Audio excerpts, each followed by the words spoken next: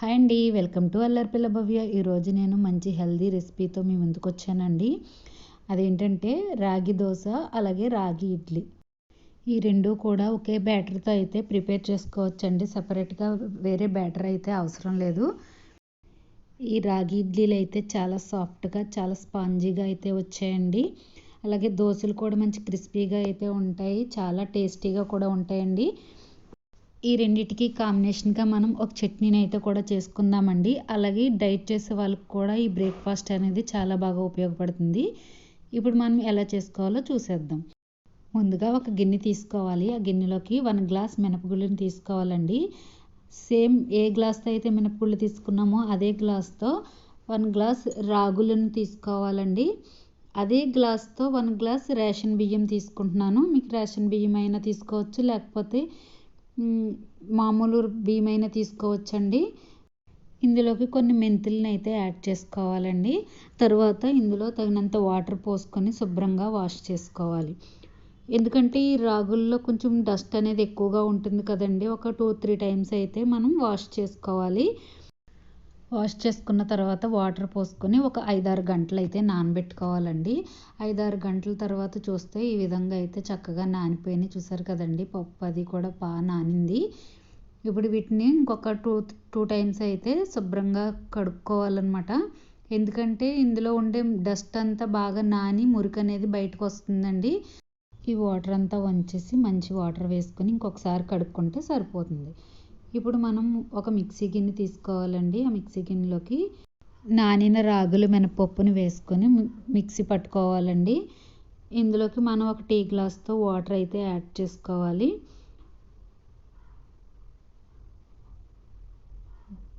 ఒకేసారి వాటర్ అంతా పోయకుండా ముందుగా కొంచెం వాటర్ పోసుకుంటే ఒక టీ గ్లాస్ తోటి సరిపోతుంది. ఇది ఒకసారి మిక్సీ పట్టుకుందామండి.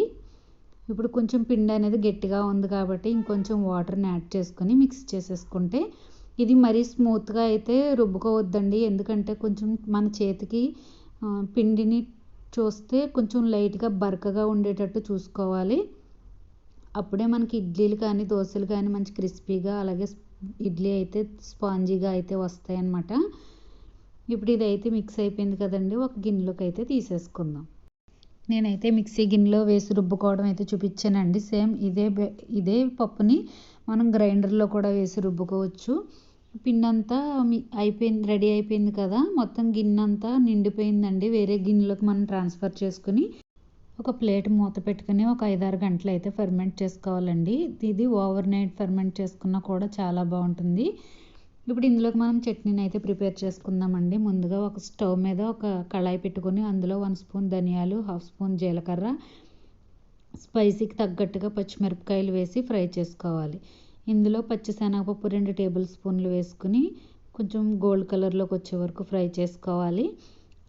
ఈ కొంచెం ఫ్రై అయిన తర్వాత ఒక 2 టేబుల్ స్పూన్లు నువ్వులను కూడా యాడ్ చేసుకుని మంచి కలర్ వచ్చే వరకు ఫ్రై చేసుకోవాలి. ఈ నువ్వులు అనేవి త్వరగా వేగిపోతాయండి. మనం దగ్గరుండి అడ్జస్ట్ చేసుకుని ఫ్రై చేసుకోవాలి. ఇప్పుడు ఇది ఒక పక్కన పెట్టేసుకుందామండి. కొంచెం చల్లారిన తర్వాత ఇందులో టేస్ట్కి సరిపడా ఉప్పుని వేసుకోవాలి. అలాగే 1/2 కొబ్బరి చిప్పని కట్ చేసుకుని చిన్న చిన్న ముక్కలుగా అయితే వేసుకోవాలి. ఇందులోకి పులుపు కోసం చింతకాయ ముక్కలను అయితే యాడ్ చేసుకుంటున్నానండి. తర్వాత ఒక 5-6 వెల్లుల్లి రెబ్బలను కూడా యాడ్ చేసుకోవాలి. ఇవన్నీ చల్లారిన తర్వాత మనం మిక్సీ జార్లో వేసుకుని మెత్తగా గ్రైండ్ చేసుకోవాలి. ఇదంతా కూడా గ్రైండ్ అయిపోయిన తర్వాత ఒక గిన్నెలోకి ట్రాన్స్ఫర్ చేసుకోవాలండి. ఇందులోకి మనం పోపు పెట్టుకుంటే చట్నీ అనేది చాలా బాగుంటుంది. కానీ నేను పోపు అవి ఏం పెట్టకుండా ఇలాగే నేనైతే సర్వ్ చేసుకుంటానండి. ఇప్పుడు పిండి ఒక 5-6 గంటల తర్వాత చూస్తే ఈ విధంగా అయితే ఉందండి. అదే ఓవర్ నైట్ ఫెర్మెంట్ అవుతే కనుక పులిసి బాగా పొంగుతుందన్నమాట. అలా కాకుండా ఒక 5-6 గంటలు అయితే సరిపోతుందండి. ఇలా అయితే కమ్మగా ఉంటాయి ఇడ్లీలు అనేవి. ఇదంతా కూడా ఒకసారి మిక్స్ చేసేసుకుందామండి. మిక్స్ చేసుకున్న తర్వాత ఒక బౌల్లోకి కొంచెం పిండిని అయితే తీసుకుందాం. నేను ఇడ్లీలు ప్రిపేర్ చేయడానికి అయితే ఒక గిన్నెలోకి పిండిని తీసుకుంటున్నానండి. కొంచెం పిండిని తీసుకొని అందులో 2 టేబుల్ స్పూన్ల ఇడ్లీ రవ్వను ఒక గిన్నెలో వేసుకుని కొంచెం వాటర్ పోసి అవి శుభ్రం చేసుకోవాలి. ఆ తర్వాత ఈ ఇడ్లీ నూకని కొంచెం పిండుకొని మనం సపరేట్గా తీసి పెట్టుకున్నాం కదండి పిండిని, అందులో వేసి మిక్స్ చేసుకోవాలి. ఇవి ఇడ్లీల కోసం అయితే చూపిస్తున్నాను కాబట్టి నేను ఇడ్లీ రవ్వను కొంచెం యాడ్ చేస్తున్నానండి. ఇడ్లీ రవ్వ వేయకపోయినా కూడా ఇడ్లీలు అయితే బాగుంటాయి, కాకపోతే నేను కొంచెం ఇడ్లీ రవ్వను అయితే యాడ్ చేసుకుంటున్నాను.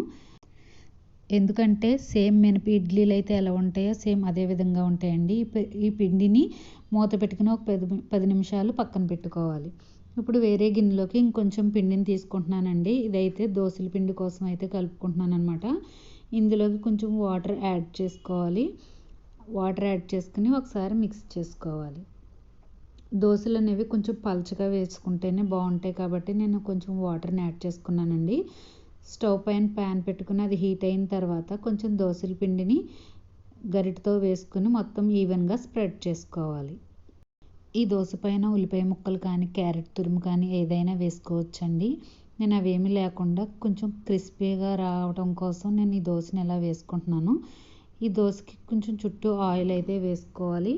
కొంచెం మీడియం ఫ్లేమ్లో ఫ్రై చేసుకుంటే దోశ అనేది మంచి క్రిస్పీగా అయితే వస్తుంది అనమాట. ఈ దోశ మంచి గోల్డ్ కలర్లోకి వచ్చింది కదండి, దీన్ని వెనక్కి తిప్పి ఇంకొకసారి ఫ్రై చేసుకుందాం. ఎంతో టేస్టీ రాగి దోశలు అయితే రెడీ అయిపోయినాయండి. చూసారు కదా ఎంత చక్కగా వచ్చినాయో. ఇవి చాలా క్రిస్పీగా అయితే ఉంటాయండి దోశలు. తినడానికి కూడా చాలా బాగుంటాయి. చాలా హెల్దీ బ్రేక్ఫాస్ట్ అనమాట ఈ దోశ అనేది. ఈ దోశలు చుట్టూ ఆయిల్ వేయకపోయినా కూడా బాగానే వస్తాయండి, ఏమీ అతుక్కుపోవన్నమాట పెనానికి. ఈ బ్రేక్ఫాస్ట్ అనేది అందరికీ కూడా నచ్చుతుందండి, అంత బాగుంటుంది.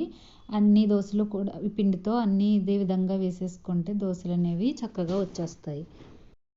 చూసారు కదండి, దోశలు మనకు చూస్తేనే అర్థమైపోతుంది ఇవి ఎంత క్రిస్పీగా అయితే వచ్చాయో. ఇప్పుడు మనం రాగి ఇడ్లీలను కూడా ఎలా చేసుకోవాలో చూసేద్దామండి. ముందుగా మనం పక్కన పెట్టుకున్నాం కదా 10 నిమిషాలు ఈ పిండి తీసుకుని ఒకసారి గరిటతో మొత్తం మిక్స్ చేసుకోవాలండి. పిండి కన్సిస్టెన్సీ అయితే ఈ విధంగా ఉండాలి. ఇప్పుడు స్టవ్ మీద ఒక ప్యాన్ పెట్టుకొని అందులో నీళ్ళు పోసుకొని పెట్టుకోవాలి. ఇప్పుడు ఇడ్లీ రేకుల్లో కొంచెం నెయ్యి కానీ నూనె కానీ కొంచెం అప్లై చేసుకోవాలండి.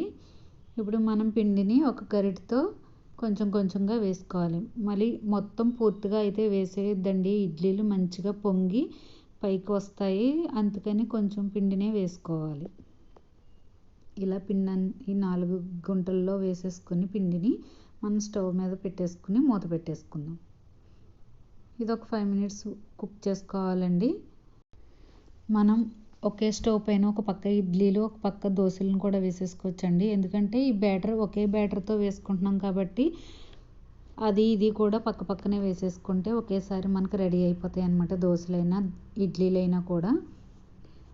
ఆ దోశ ఫ్రై అయ్యేలోపే మనకి ఇడ్లీలు అనేవి ఇక్కడ కుక్ అయిపోయినాయండి. చూసారు కదా, స్టవ్ ఆఫ్ చేసేసుకొని పక్కన పెట్టుకుంటే కొంచెం చల్లారిపోతాయి అన్నమాట. ఇప్పుడు చల్లారిన తర్వాత ఇడ్లీలను ఒక ప్లేట్లోకి అయితే తీసేసుకుందామండి. సేమ్ మనకి మినప ఇడ్లీలు అయితే ఎలాగ ఉన్నాయో సేమ్ అలాగే వచ్చినాయండి. ఇడ్లీలు కూడా తీస్తుంటే అంతే సాఫ్ట్గా వచ్చినాయి, చూసారు కదా. కాకపోతే మనం ఇందులో రాగులు యాడ్ చేసుకున్నాం కాబట్టి కలర్ అనేది కొంచెం రెడ్ కలర్లో వచ్చినాయి ఇడ్లీలు. చూసారు కదండి, ఇడ్లీ రేక్కి ఎక్కడా కూడా అతుక్కోకుండా ఇడ్లీలు అనేవి మంచి స్మూత్గా అయితే వచ్చేసినాయి కదా. ఇప్పుడు మనం ముందుగా చేసి పెట్టుకున్న చట్నీని కూడా యాడ్ చేసుకుందామండి.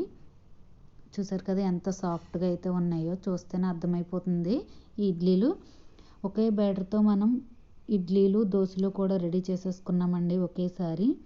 ఈ చట్నీతో తింటే చాలా బాగున్నాయండి. ఈ చట్నీ అనే కాదు, మీకు నచ్చిన చట్నీతో అయితే ట్రై చేయొచ్చు. అందరూ ఇదే విధంగా ట్రై చేసి నాకు ఎలా ఉందో కామెంట్ చేయండి. అలాగే సబ్స్క్రైబ్ చేసుకోండి, అందరికీ షేర్ చేయండి. Thank you for watching.